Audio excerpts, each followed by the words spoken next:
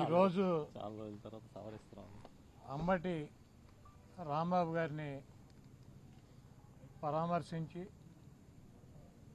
ఆయనకి జరిగినటువంటి అన్యాయం ఆయన మీదే కాకుండా వ్యక్తిగతంగా ఆయన కుటుంబ సభ్యుల మీద, ఆడపిల్లల మీద, ఇంటి మీద, ఆఫీస్ మీద దాడి చేయటం, పైగా ఆ దాడి చేసినటువంటి వ్యక్తుల్ని వదిలేసి ఆయన కనుక ప్రాంతంలో ఉంటే ఆయనకే ప్రాణానికి ఇబ్బంది ఉంటుందని చెప్పి పోలీసు మా వల్ల కాదు కాబట్టి ఆయన జైల్లో పెట్టమని చెప్పి కోర్టులో కేసులు పెట్టి ఆయన జైలుకి పంపించినటువంటి పరిస్థితి.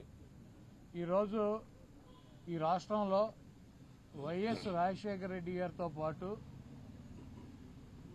ఆయన శిష్యుడిగా లేకపోతే ఆయన అంటే ఇష్టం ఉన్నటువంటి వ్యక్తిగా ఆయనతో పాటు ఆయన కష్టాల్లోనూ ఆయన సుఖాల్లోనూ ఆయన అధికారంలో లేనప్పుడు కూడా పదవి ఉన్నా లేకపోయినా కాంగ్రెస్ పార్టీలో ఆయనతో పాటు నడిచినటువంటి వ్యక్తి అంబటి రాంబాబు గారు. ఆయన మరణం తర్వాత ఆ కాంగ్రెస్ పార్టీని వదిలేసి జగన్మోహన్ రెడ్డి గారు బయటకు వస్తే, జగన్మోహన్ రెడ్డి గారు అడుగు బయటకు వేస్తే ఆయన అడుగుతో పాటు ఇంకో అడుగు పడిందంటే అది అంబటి రాంబాబు గారు. ఎన్ని కష్టాలు వచ్చినా ఎన్ని ఇబ్బందులు వచ్చినా జగన్మోహన్ రెడ్డి గారికి అండగా ఉంటూ ఆయన తరపున ఆయన చెప్పాల్సినటువంటి వాయిస్ని ఆయన ద్వారా ఆయన తీసుకున్నటువంటి ప్రతి నిర్ణయాన్ని ప్రజలకి చెప్పేటువంటి వ్యక్తుల్లో అంబటి రాంబాబు గారు ఆ వైఎస్ఆర్ కాంగ్రెస్ పార్టీ స్థాపించినటువంటి వ్యక్తుల్లో ఆ 10 మందిలో అంబటి రాంబాబు గారు ఒకడు. ఆయన ఎప్పుడు కూడా ఒక వ్యక్తిని దూషించటమో, లేకపోతే ఒక వ్యక్తిని కించపరిచి మాట్లాడటమో, లేకపోతే ఒక వ్యక్తిని బూతులు తిట్టినటువంటి సంఘటనలు మనం చూడాల. చాలా మర్యాదగా, చాలా పద్ధతిగా వారు వీరు అంటారు, గౌరవించేటువంటి భాషలోనే ఆయన మాట్లాడతారు. ఆయనకి ట్రాప్లోకి లాగాలని చెప్పి ఒక నీచమైనటువంటి బ్యానర్ జగన్మోహన్ రెడ్డి గారి మీద కట్టి తిరుమల లడ్డూ గురించి ఆయన గుడికి వెళ్ళి ఆ బ్యానర్ తీయమని చెప్పి ఆ బ్యానర్ దగ్గర ఆగి ఆ ముందు రోజు మాట్లాడితే ఆయన వచ్చే దారిలో కర్రలు పట్టుకుని కొంతమంది చిల్లర మోకని పెట్టుకుని అంబటి రాంబాబు గారిని అమ్మనా బూతులు తిట్టిస్తే ఆయన ఆవేశంతో వీళ్ళందరూ ఎందుకు ఆయన్నే రమ్మనమని చెప్పి చంద్రబాబు నాయుడు గురించి మాట్లాడిన మాట వాస్తవం. అయితే ఇంటికి వచ్చి రియలైజ్ అయ్యి ఆయన ఏం చెప్పాడు, నేను ఆవేశంలో తప్పుగా మాట్లాడి ఉండాల్సింది కాదు, కాబట్టి ఆవేశంలో మాట్లాడాను, కాబట్టి ఆ మాటలు వెనక్కి తీసుకుంటున్నానని చెప్పి అపాలజీ చెప్పాడు. అయినా కూడా ఏదో అంబటి రాంబాబు గారి ఇంటి మీద దాడి చేస్తే ఈ రాష్ట్రం ఉన్నటువంటి వైఎస్ఆర్ కాంగ్రెస్ పార్టీ మొత్తం తీసేస్తారనుకున్నారా జగన్మోహన్ రెడ్డి గారు? ఎట్టి పరిస్థితిలో తీయడు. ఏ కార్యకర్త కూడా వెనక్కి తగ్గేటువంటి పరిస్థితి లేదు. దాడి చేయటం కాకుండా ఇంట్లో ఆడవాళ్ళని బూతులు తిట్టడం, ఆడవాళ్ళు ఉన్నటువంటి ఇంటి మీద దాడి చేసి కార్లు పగలు కొడతాం, ఇల్లు పగలు కొడతాం, ఆఫీస్ పగలు కొడతాం. ఈ చేతగాని పోలీసులు దగ్గరుండి కాపలాగా ఉండి ఇవన్నీ కూడా చేయించినటువంటి కార్యక్రమాలు. ఆయన అరెస్ట్ చేసి జైల్లో పెట్టారు. ఇప్పుడు ఏమైంది? 18 రోజుల్లో ఆయన బయటకు వచ్చాడు. ఈరోజు వైఎస్ఆర్ కాంగ్రెస్ పార్టీలో కానీ రాష్ట్రంలో కానీ ట్రెండింగ్లో ఉన్నటువంటి సూపర్ హీరో ఎవడంటే అంబటి రాంబాబు గారు. ఆయన్ని మా పార్టీలోనూ ఈ రాష్ట్రంలోనూ ఆయనకున్నటువంటి ఆయన ఒక 40 సంవత్సరాలు 30 సంవత్సరాలు సంపాదించుకున్నటువంటి ఇమేజ్కి 3 ఇమేజ్ తెచ్చిపెట్టారు ఆయనకి. కాబట్టి మీరు ఇంత దుర్మార్గంగా వ్యవహరిస్తున్నా కూడా, మీరు అప్రజాస్వామ్య పద్ధతిలో వైఎస్ఆర్ కాంగ్రెస్ పార్టీని అణచివేయాలని చెప్పి ప్రయత్నిస్తున్నా కూడా, మీరు జైల్లో పెట్టినటువంటి ఏ వ్యక్తి కూడా రాజకీయాలు వదిలేసి పారిపోలేదు. ఇది గుర్తుపెట్టుకోండి. ఏ వ్యక్తి కూడా తగ్గేటువంటి పరిస్థితి లేదని చెప్పి ఇంకా బలంగా జగన్మోహన్ రెడ్డి గారికి మద్దతుగా మిమ్మల్ని ఎండగట్టేటువంటి కార్యక్రమాలు తీసుకుంటున్నారు.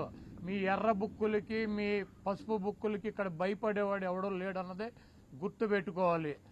నిన్న లోకేష్ చెబుతున్నాడు, జగన్మోహన్ రెడ్డి గారి పేరు రాశారా అని అడిగితే, జగన్మోహన్ రెడ్డి గారి పేరు ఉందో లేదో మీ త్వరలో తెలుస్తుంది. మీ మామయ్య బాలకృష్ణ గారి డైలాగ్ ఒకటి ఉంటుంది, నాకు నువ్వు ఎదురొచ్చినా నీకే ప్రమాదం, నేను ఎదురొచ్చినా నీకే ప్రమాదం.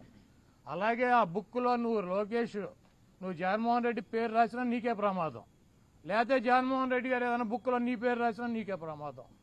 కాబట్టి జగన్మోహన్ రెడ్డి గారిని తక్కువ చేసో, జగన్మోహన్ రెడ్డి గారిని భయపెట్టో, జగన్మోహన్ రెడ్డి గారిని నైతికంగానో లేకపోతే అబద్ధాలు చెప్పో దెబ్బతీయాలన్నటువంటి మీ కుట్రలు శాశ్వతంగా ఫలించవు. ఏదైనా ఒక ఎన్నికల్లో ఫలిస్తాయి. అదేవిధంగా అంబటి రాంబాబు గారు లాంటి స్వచ్ఛమైనటువంటి నికార్స్ అయినటువంటి వైఎస్ఆర్ కాంగ్రెస్ పార్టీకి, జగన్మోహన్ రెడ్డి గారి కుటుంబానికి అండగా ఉన్నటువంటి వ్యక్తుల్ని మీరు ఇబ్బంది పెట్టడం వలన భవిష్యత్తులో దెబ్బకు దెబ్బ మీరు కూడా ఇటువంటి ఇబ్బందులను ఫేస్ చేయాల్సినటువంటి పరిస్థితి తప్పకుండా ఉంటుంది. వాటన్నిటినీ తట్టుకొని నిలబడగలం అన్నటువంటి శక్తి సామర్థ్యాలు కనుక మీకున్నాయంటే రండి, దమ్ముగా వచ్చి మమ్మల్ని ఏం చేయాలనుకుంటున్నారో రాంబాబు గారినో నన్ను లేకపోతే మాట్లాడే వాళ్ళని ఏం చేయాలనుకుంటున్నారో చెయ్యండి. అయితే పక్కగా ఒకటైతే చెబుతున్నాను, జగన్మోహన్ రెడ్డి గారు ఇక్కడ ఉన్నది మీ పిరికి చేష్టలకి మీ ఉడత ఊపులకి బెదిరేటువంటి ప్రసక్తి ఉండదు. 2029లో జగన్మోహన్ రెడ్డి గారు మళ్ళీ ముఖ్యమంత్రి అవుతాడు. మేమందరం జగన్మోహన్ రెడ్డి గారికి అండగా ఉంటాం.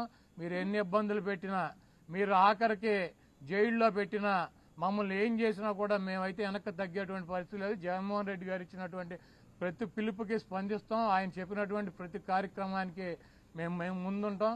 ఇటువంటి పిచ్చి చేష్టలు మానేసి కల్తీ పాలు తాగి రాజమండ్రిలో చనిపోయారు ఎంతమంది? 7.